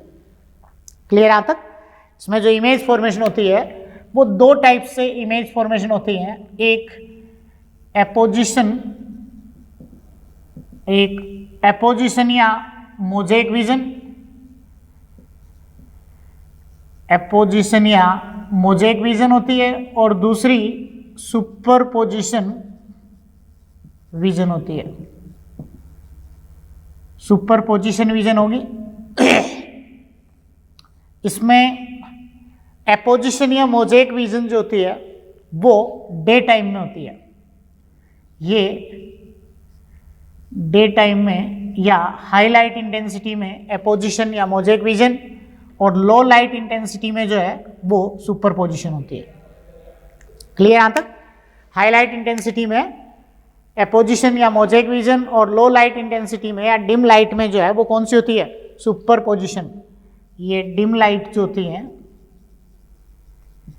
उसमें सुपर पोजिशन विजन होती है। क्लियर यहाँ तक? एपोजिशन या मोजेक विजन में ये होता है कि इनके अंदर एक चीज ये ध्यान रखें आप, इनके अंदर जो है वो पिगमेंट की सीथ जो है वो इसको हर ओमेटिडिया को कवर करती हैं और एक दूसरे से इन ओमेटिडिया को सेपरेट करती हैं। ये इसका यहाँ तक का जो पार्ट होता है वो डाइऑप्ट्रिक पार्ट या फोकसिंग पार्ट होता है। ये पार्ट क्या होगा, डाइऑप्टिक पार्ट या फोकसिंग पार्ट होता है, और ये इसका पार्ट है वो क्या होगा, ये इसमें इमेज फॉर्मेशन कर रहा है वो इस रिसेप्टर पार्ट होता है। तो ये इसमें तो आप यहाँ देखें कौन कौन से पार्ट हो गए, ये डाइऑप्ट्रिक पार्ट या फोकसिंग पार्ट, और ये कौन सा होता है, इसका रिसेप्टर पार्ट होता है। क्लियर यहाँ तक? तो डाइऑप्ट्रिक पार्ट जो होता है इसके ऊपर जो पिगमेंट सीथ होती है उसको कहेंगे आइरिस पिगमेंट सीथ, और रिसेप्टर पार्ट के ऊपर जो सीथ होती है उसको क्या कहेंगे, रेटिन्यूलर पिगमेंट सीथ। क्लियर यहाँ तक? यहाँ इसके ऊपर यहाँ तक जो है वो आइरिस पिगमेंट सीथ होती है, और यहाँ जो है नीचे वो कौन सी होती है? रेटिन्यूलर पिगमेंट शीथ होती है। क्लियर यहां तक? इसमें क्या होगा कि इनके अंदर एपोजिशन या मोज़ेक विजन में ये होता है कि इनमें जो स्ट्रेट लाइट रेज आती है, क्लियर यहां तक? स्ट्रेट लाइट रेज जो आएगी वो ही केवल रेबडोम तक पहुंचती है, ऑब्लिक लाइट रेज को पिगमेंट शीथ एब्जॉर्ब कर लेती हैं। क्लियर यहां तक? ये इनके अंदर जो है वो क्या होता है कि जो ये लाइट आ रही है, स्ट्रेट लाइट रेज आ रही हैं, उन्हीं के अंदर जो है स्ट्रेट लाइट रेज आएगी वो ही इसमें रेबडोम तक आती है। ऑब्लिक लाइट रेज जितनी भी आएंगी वो इसकी पिगमेंट शीथ के थ्रू एब्जॉर्ब कर ली जाएंगे, इसलिए वो लाइट रेज यहाँ रेबडोम पे नहीं आती, वो इमेज फॉर्मेशन नहीं कर रही। क्लियर यहां तक? इसलिए डे टाइम में या दिन के टाइम जो है वो क्या होता है कि इससे जो स्ट्रेट लाइट रेज आ रही है वो रेबडोम पे आ रही है। इसका मतलब एक कोई भी ऑब्जेक्ट है उसकी इमेज लगभग 2000 जो है वो स्मॉल पार्टीशन में जो है वो उसकी इमेज बनती है। समझ में आ गई? क्यों? क्योंकि ओब्लिक लाइट रेज है वो यहां से जा ही नहीं रही, स्ट्रेट लाइट रेज है वो यहां से होके यहां तक पहुंच रही है, रेबडोम तक। तो क्या हो रहा है? एक ऑब्जेक्ट का छोटा सा पार्ट जो है वो एक ओमेटिडियम बना पा रहा है। तो ऐसे करके 2000 ओमेटिडिया है, तो वो 2000 ओमेटिडिया जो है वो क्या करेंगे? 2000 स्मॉल पार्टीशन में जो है वो उस ऑब्जेक्ट की इमेज फॉर्मेशन करेंगे। उस ऑब्जेक्ट की जब 2000 पार्टीशंस में जो है वो इमेज फॉर्म होती है, वो 2000 पार्टीशन इमेज के जो है उसकी इंफॉर्मेशन कौन लेके जाएगा? यहां से ऑप्टिक नर्व जो है वो इनकी इंफॉर्मेशन लेके जाएगी सेरिब्रल गैंग्लियन में। सेरिब्रल गैंग्लियन क्या करेगा? उसकी कंप्लीट एनालिसिस करके उस सारी इमेज को यूनाइट करेगा, सारी इमेज को आपस में कनेक्ट करेगा, सारी इमेज को जोड़कर जो है वो एक लार्ज इमेज फॉर्मेशन करेगा। क्लियर यहां तक? इस तरह का जो विजन होता है उसको कहते हैं एपोजिशन विजन या मोज़ेक विजन, जो कब होता है? इंसेक्ट में केवल डे टाइम में या हाई लाइट इंटेंसिटी में होता है। कब होगा ये? हाई लाइट इंटेंसिटी में होगा। डिम लाइट में जो है वो क्या होता है? सुपर पोजिशन विजन होता है। इस सुपर पोजिशन विजन के अंदर क्या होता है कि रात में या डिम लाइट में जो है वो क्या होता है? रेटिन्यूलर जो इसमें पिगमेंट शीथ जो होती है वो श्रिंक हो जाती है।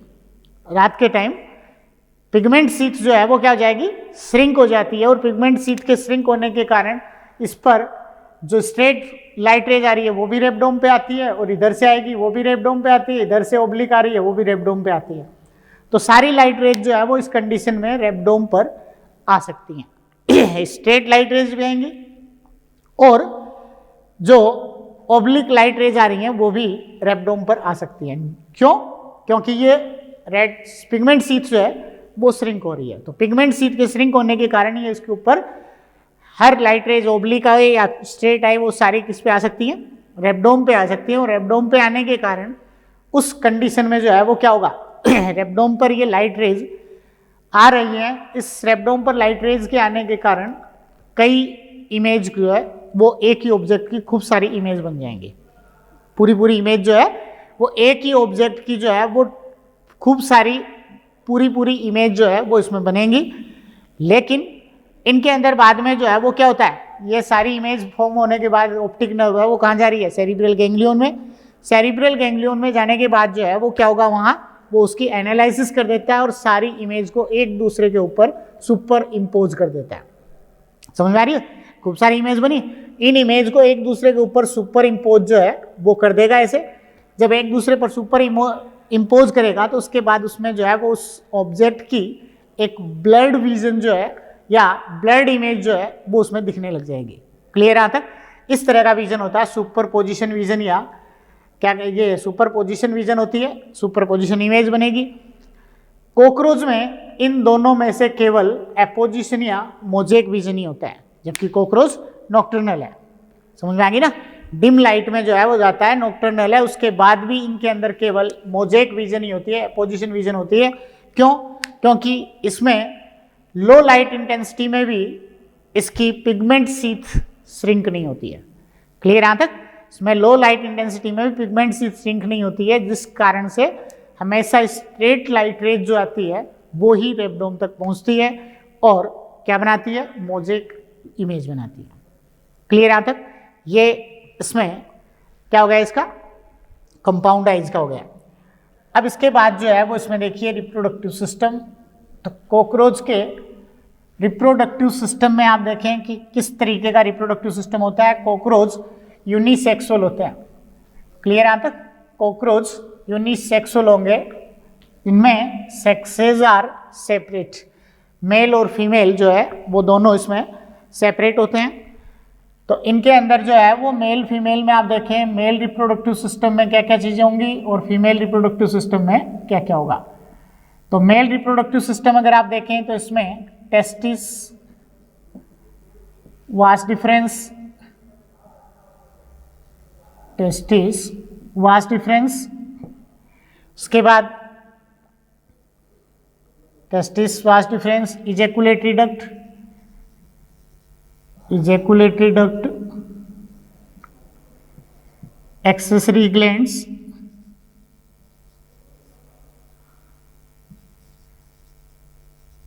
क्लियर? तो testis, vas deferens, ejaculatory duct, accessory gland और एक्सटर्नल जेनिटेलिया, एक्सटर्नल जेनिटेलिया ये क्या हो गया इसके, ये मेल रिप्रोडक्टिव सिस्टम के पार्ट्स हो गए। क्लियर? अब इस मेल रिप्रोडक्टिव सिस्टम के पार्ट्स में सबसे पहले देखें टेस्टिस। टेस्टिस कौन से सेगमेंट में प्रेजेंट होते हैं? 4th to 6th abdominal segment में ये प्रेजेंट होंगे। तो 4th to 6th abdominal segment में 1 पेयर टेस्टिस होंगे जो इनकी दोनों लेटरल साइड में प्रेजेंट होते हैं। क्लियर यहां तक? Each testis composed of 3 to 4 lobes which have large number of lobules। Clear? तो ये 3 to 4 लोब जो है वो एक टेस्टिस में प्रेजेंट होंगे। इसमें भी आप देख रहे हो खूब सारे छोटे छोटे लोब्यूल्स बन गए। इन टेस्टिस के लोब्यूल्स में स्पर्मेटोजेनेसिस के थ्रू जो है वो इसमें स्पर्म्स का प्रोडक्शन होता है और वो स्पर्म्स जो है वो वास डिफरेंस से होकर और कहाँ आते हैं, इजैकुलेटरी डक्ट तक पहुंचते हैं। क्लियर यहाँ तक? तो वास डिफरेंस जो है वो क्या है, इसमें ये ट्रांसपोर्ट कर रही है टेस्टिस में बनने वाले स्पर्म्स को जो है वो सेमिनल वेसिकल से होते हुए ये इजैकुलेटरी डक्ट के अंदर ट्रांसफर करती है। क्लियर यहाँ तक? उसके बाद है ejaculatory duct. Ejaculatory duct ejaculate sperms into the female spermatheca. Clear यहाँ तक? मेल कॉकरोच जो है वो मैटिंग के टाइम अपनी इजैकुलेटरी डक्ट को यहाँ स्पर्मेथिका तक लेके आता है, इस फीमेल गोनोपोर से स्पर्मेथिका तक लेके आएगा और स्पर्मेथिका के अंदर इन स्पर्म्स को ये रिलीज कर देता है। क्लियर यहाँ तक? तो ये इजैकुलेटरी डक्ट का फंक्शन होता है। उसके बाद एक्सेसरी ग्लैंड है। एक्सेसरी ग्लैंड जो होती है इसमें वो कौन कौन सी ग्लैंड होती है इनमें? एक्सेसरी ग्लैंड जो है इसमें एक तो होती है सेमिनल वेसिकल। एक्सेसरी ग्लैंड में सेमिनल वेसिकल, यूट्रिकुलर ग्लैंड या मशरूम ग्लैंड,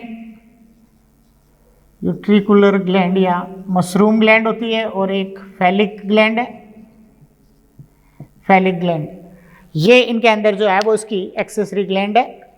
तो यहाँ से ये जो वास डिफरेंस आ रही है, वास डिफरेंस सबसे पहले सेमिनल वेसिकल के अंदर जो है वो इन स्पर्म्स को लेके आ रही है। क्लियर यहाँ तक? वास डिफरेंस है वो सबसे पहले स्पर्म्स को सेमिनल वेसिकल में लेकर आ रही है। सेमिनल वेसिकल टेम्परेरी इन स्पर्म्स को स्टोर करता है। सेमिनल वेसिकल क्या करेगी? Temporary storage of sperms, then it secrete a glue-like substance which glue all the sperms to form sperm ball। Clear?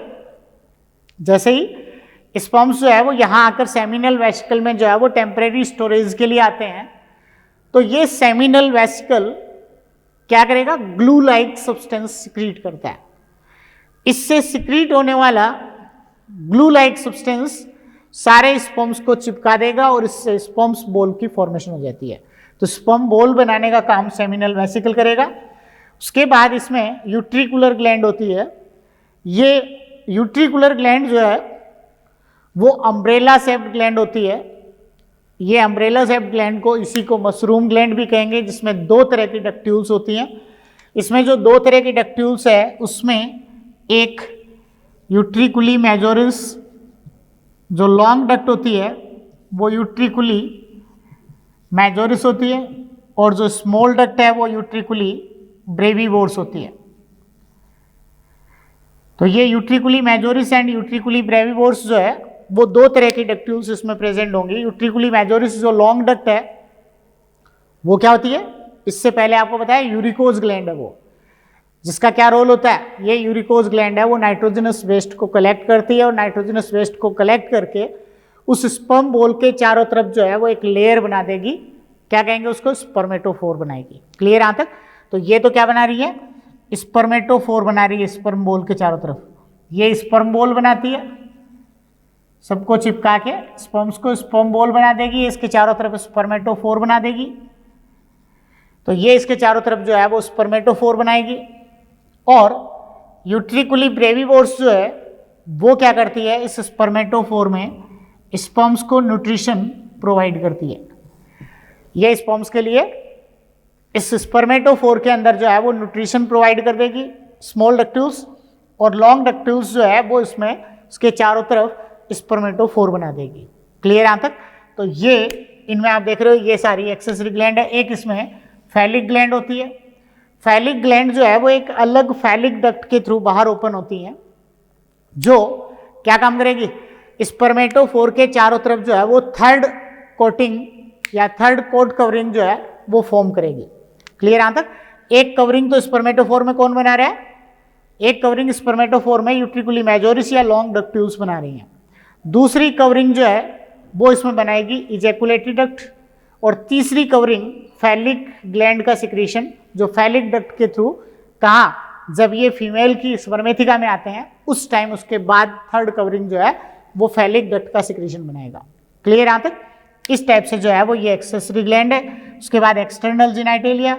External genitalia में जो है वो इनके अंदर तीन जो है वो काइटिनस एसिमेट्रिकल गोनेपोफाइसिस या फेलोमियर्स जो है वो इसके अंदर प्रेजेंट होते हैं। एक राइट फेलोमियर होता है, वेंट्रल फेलोमियर होता है, लेफ्ट फेलोमियर होता है। ये इनके अंदर जो है वो फेलोमियर्स ये इसमें प्रेजेंट होंगे, जो मैटिंग के टाइम फीमेल की गोनोपोर को ये ओपन रखते हैं, ताकि मेल जो है वो अपने स्पर्म्स को उस टाइम तक जो है वो फीमेल के अंदर उसको ट्रांसफर कर सके, इजैकुलेट कर सके। क्लियर यहां तक? तो ये मैटिंग में हेल्प करते हैं तीनों एक्सटर्नल जेनिटलिया। क्लियर यहां तक? तो ये आप देख रहे हो ये सारा क्या हो गया, मेल रिप्रोडक्टिव सिस्टम हो गया। मेल रिप्रोडक्टिव सिस्टम के बाद आप देखें female reproductive system. Female reproductive system में क्या क्या चीजें होंगी फीमेल रिप्रोडक्टिव सिस्टम में जो है वो ओवरी, मेल रिप्रोडक्टिव सिस्टम के बाद देखें आप female reproductive system. Female reproductive system में ovary, oviduct, female reproductive system में जो है वो क्या क्या होंगे, ओवरी, ओविडक्ट,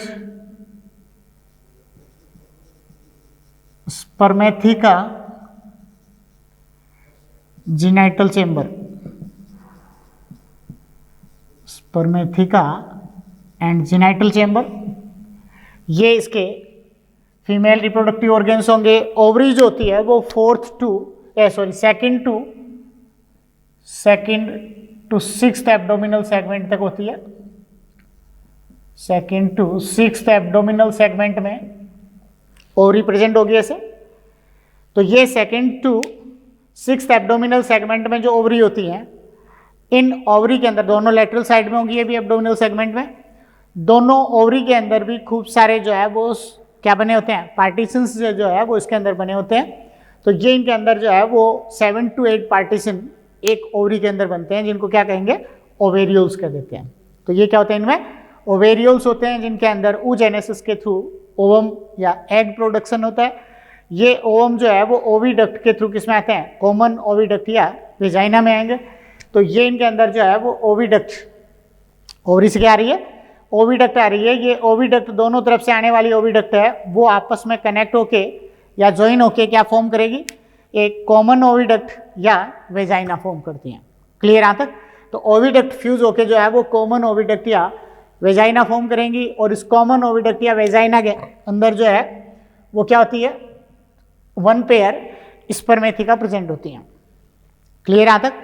इसमें जो वन पेयर स्पर्मेथिका होती है ये अनइक्वल स्पर्मेथिका होती है जिनके अंदर right spermatheca larger than left spermatheca. Clear यहाँ तक।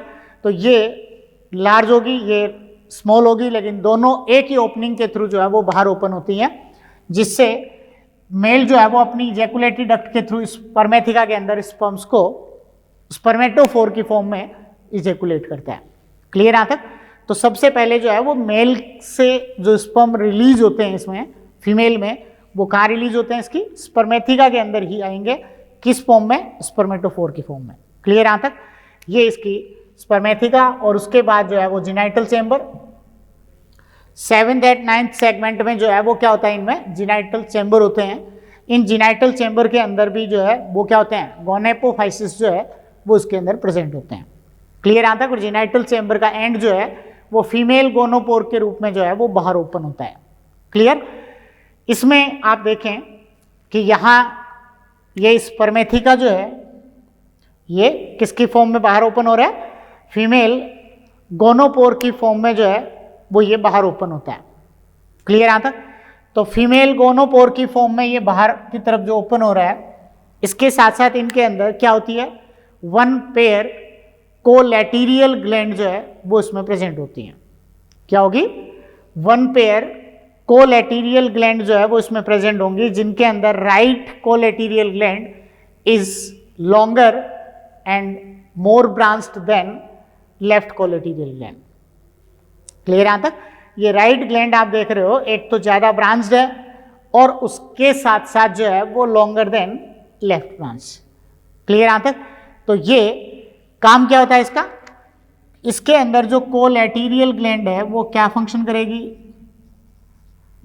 कोलैटेरियल ग्लैंड, कोलैटेरियल ग्लैंड है वो इसमें डाईहाइड्रोक्सीफिनोल सिक्रीट करती है। इसका काम क्या होता है, डाईहाइड्रोक्सीफिनोल सिक्रीट करती है और ये डाईहाइड्रोक्सीफिनोल जो है वो क्या बनाएगा, ऊथिका फॉर्मेशन करता है। क्लियर यहां तक। ये कोलैटेरियल ग्लैंड कहाँ होगी, ये इनके अंदर जो है वो कोलैटेरियल ग्लैंड है और ये कोलैटेरियल ग्लैंड है वो क्या सिक्रीट कर रही है, डाईहाइड्रोक्सीफिनोल सिक्रीट कर रहा है। ये डाईहाइड्रोक्सीफिनोल सिक्रीट कर रहा है और वो डाईहाइड्रोक्सीफिनोल जो है वो क्या कर रहा है, ऊथिका की फॉर्मेशन करेगा। ऊथिका is a purse like structure which contain egg into 2 chambers और 2 रोज। क्लियर यहां तक। तो ऊथिका जो बन रही है इनके अंदर, ये रेडिश ब्राउन कलर की जो है वो ऊथिका बना रही है। ऊथिका ऊपर से ओपन रहेंगी ऐसे और नीचे से क्लोज रहती हैं, जिसके अंदर 2 रो जो है वो ऐसे बनी रहती हैं, उनके अंदर एग आके अरेंज होते हैं। जैसे अंडे की ट्रे होती है वैसे इनके अंदर जो है वो ऊथिका बनती है। इस ऊथिका के अंदर दोनों में 2 रो जो है वो इनके अंदर बनेंगी, जिसके अंदर एक ओवरी में बनने वाले एग सारे एक रो में आएंगे, दूसरी ओवरी में बनने वाले सारे एग दूसरी रो में आएंगे। क्लियर यहां तक। इस तरीके से जो है वो दोनों रो के अंदर आके ये अरेंज हो जाते हैं और उसके बाद जब पूरी तरीके से भर जाती है ऊथिका, एग पूरे आ जाते हैं, 14 to 16 एग आएंगे। कितने एग आएंगे, 14 to 16 एग जब ऊथिका के अंदर आ जाते हैं, उसके बाद और कोलैटेरियल ग्लैंड के सिक्रीशन से ऊथिका बाहर से भी ऊपर से भी पैक हो जाती है और पूरी बंद हो जाती है। क्लियर यहां तक। इस तरीके से जो है वो इसमें ये मेल और फीमेल रिप्रोडक्टिव सिस्टम हो गए। क्लियर यहां तक। अब इसमें आप देखें फर्टिलाइजेशन एंड डेवलपमेंट।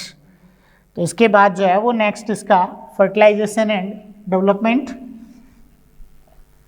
तो फर्टिलाइजेशन एंड डेवलपमेंट में क्या बताएंगे,